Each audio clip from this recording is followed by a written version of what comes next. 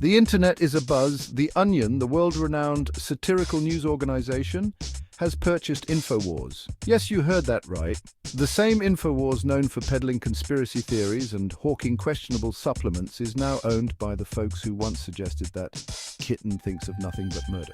This unexpected acquisition comes after Infowars founder Alex Jones lost a massive defamation lawsuit. Families of the victims of the Sandy Hook elementary school shooting sued Jones for his relentless claims that the tragedy was a hoax. The court ruled in favor of the families, ordering Jones to pay a staggering sum in damages. This financial blow, coupled with other legal troubles, left Infowars vulnerable.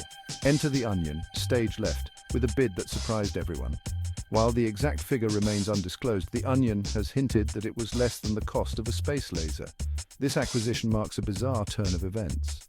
Now, the platform, infamous for spreading misinformation, will be controlled by a company known for exposing absurdity through humor. It's like watching a snake swallow a slightly smaller, more litigious snake.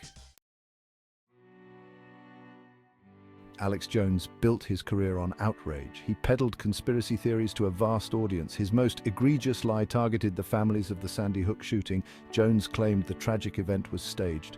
He called the grieving parents crisis actors. This cruelty proved profitable. However, in 2018, his reign hit a wall.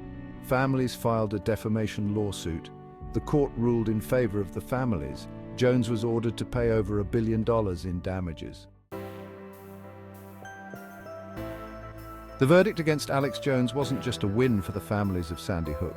It was a victory for truth itself. For years, Jones operated with impunity, spreading lies and profiting from the pain of others. The defamation lawsuit brought a screeching halt to his unchecked reign of misinformation. The case also set a crucial precedent. It established that freedom of speech, while a fundamental right, is not a free pass to spread harmful falsehoods.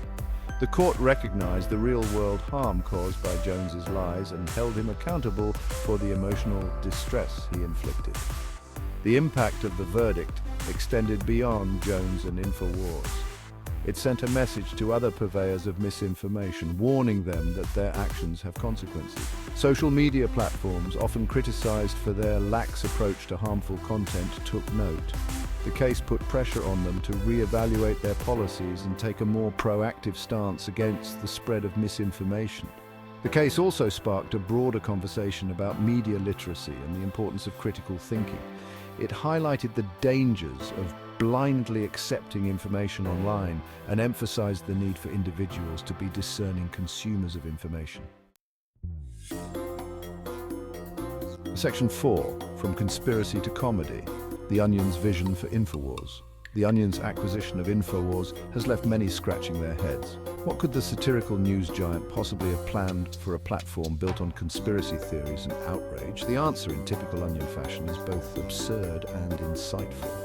The Onion plans to transform Infowars into, a more satirical version of itself. Imagine headlines like, "Global elites replace world leaders with lizard people.